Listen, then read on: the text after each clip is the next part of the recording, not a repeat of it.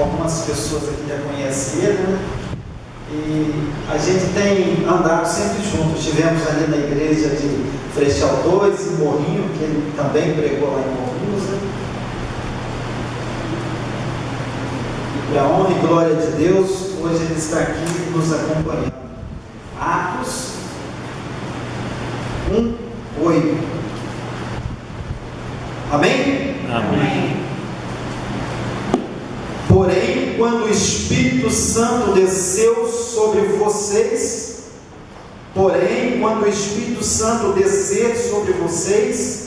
vocês receberão o poder e serão minhas testemunhas em Jerusalém, em toda a Judéia e Samaria e até nos lugares mais distantes da terra, e até em Cariacica, Espírito Santo, e até aqui em Porto de Cariacica, Porto Belo, algumas pessoas falam, né?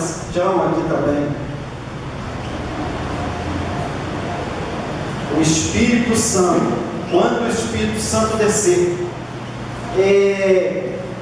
o que é o Espírito Santo?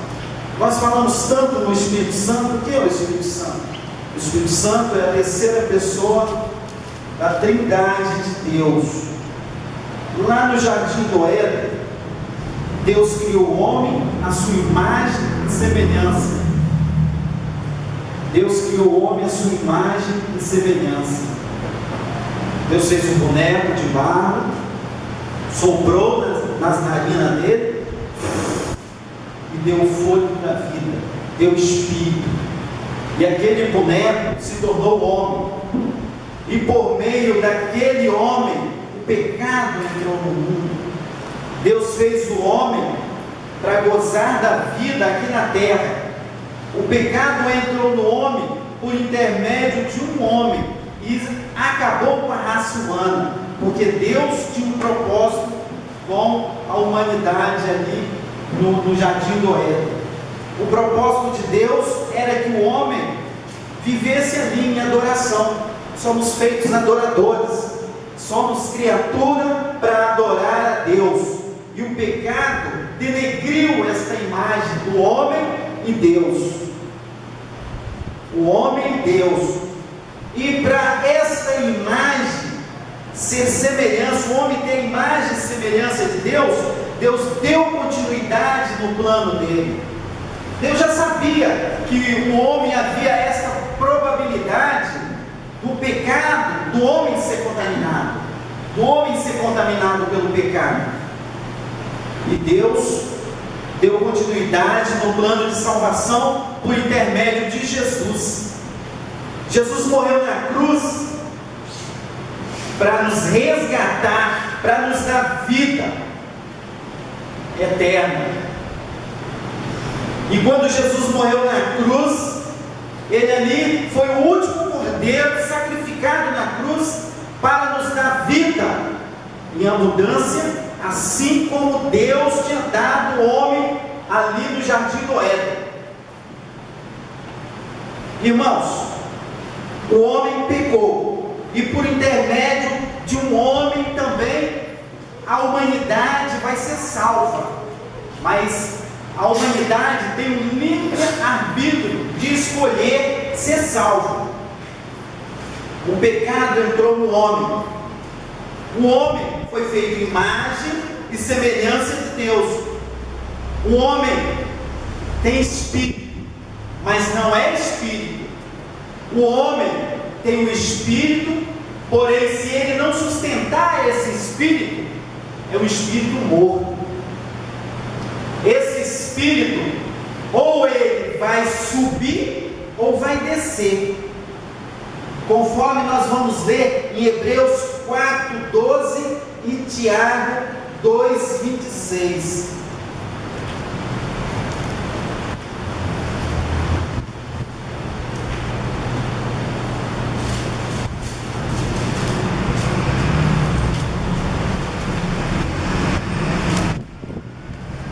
Tiago 2:26. Portanto, assim como o corpo sem espírito está morto, assim também a fé sem as ações está morta. Hebreus 4, 12. Pois a palavra de Deus é viva e poderosa e corta mais do que qualquer espada afiada de dois lados.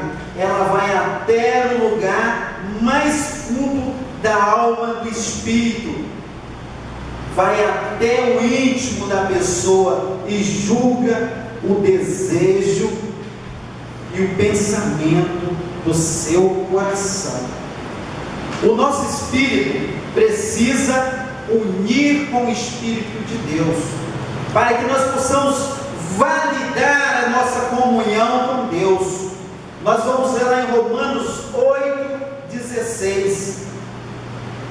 Romanos 8,16. O Espírito de Deus se une com o nosso Espírito para afirmarmos que somos filhos de Deus. Se o nosso Espírito não se unir com o Espírito de Deus, nós somos criatura, somos apenas aquele boneco que Deus soprou nas suas narinas e ele viveu. Esse boneco, ele tem corpo, alma e espírito, assim como nós temos corpo, alma e espírito.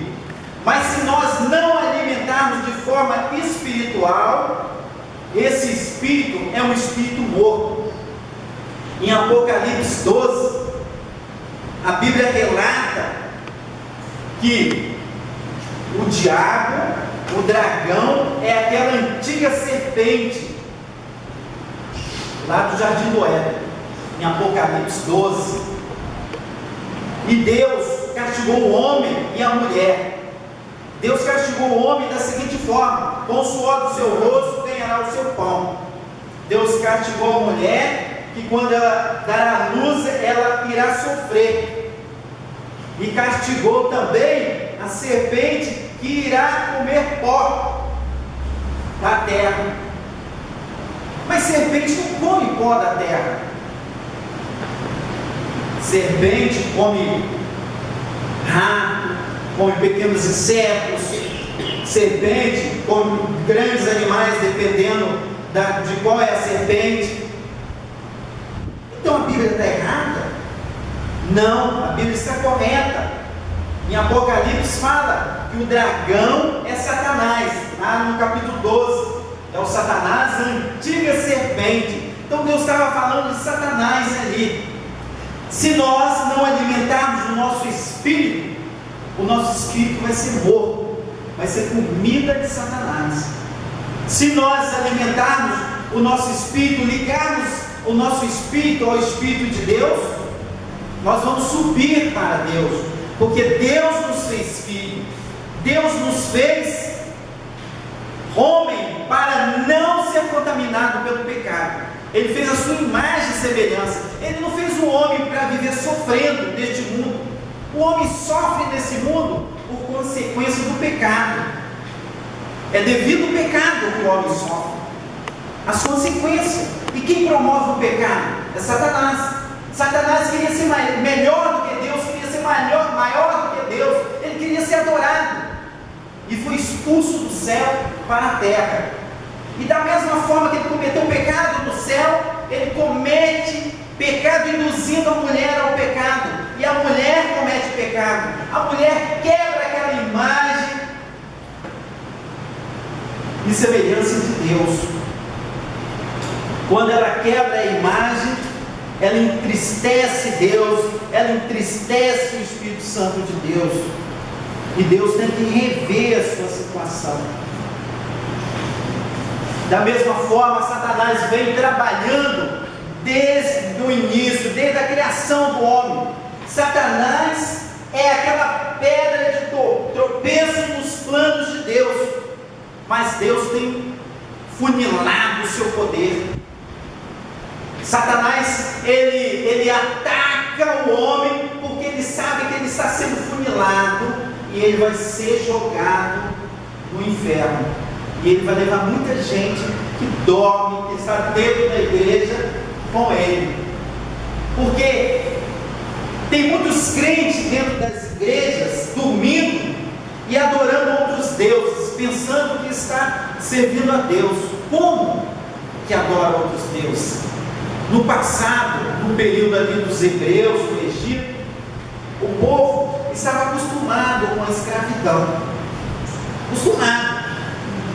E alguns não queriam ser libertos.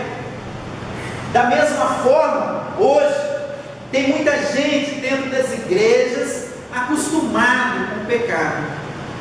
E o diabo tem promovido, ele tem mudado a nomenclatura do nome dos deuses. Antigamente tinha Deus Baal, Deus, diversos nomes tinha o nome dos deuses. Hoje, um dos deuses que está tendo e que tem no nosso meio e que muitos irmãos têm adorado é a televisão.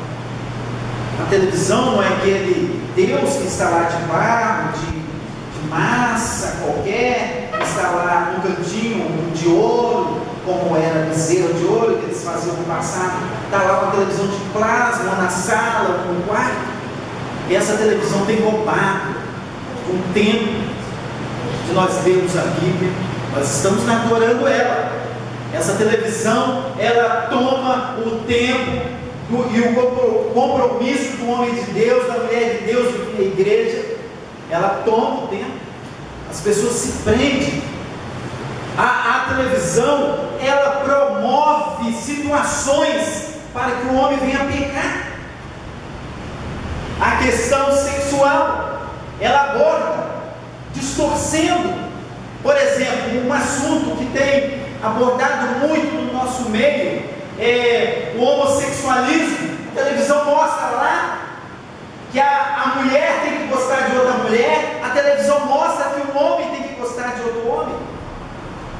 E muitas crianças que estão no período de formação têm se adaptado a esse meio, e muitos pais têm promovido essa situação dentro de casa.